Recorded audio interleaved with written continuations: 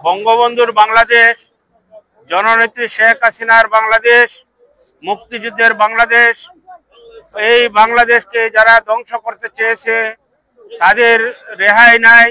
তাদের ষড়যন্ত্র মানুষ বুঝে ফেলেছে। এই ষড়যন্ত্রকারীদেরকে মানুষ রুখে দাঁড়িয়েছে।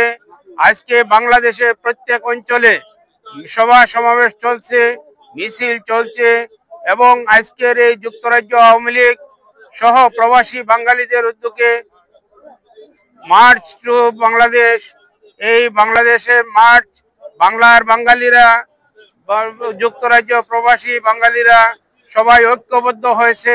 তাই আমরা মনে করি ৭১-এ যেভাবে আমরা স্বাধীনতা এনেছি, ঠিক একইভাবে আজকের এই দিনে আমাদের শপথ হোক, যতদিন পর্যন্ত আমরা জননেত্রী শেখ হাসিনাকে দেশে সসম্মানে নিয়ে যেতে পারবো না, ততদিন পর্যন্ত আমাদের আন্দোলন সংগ্রাম চলবে।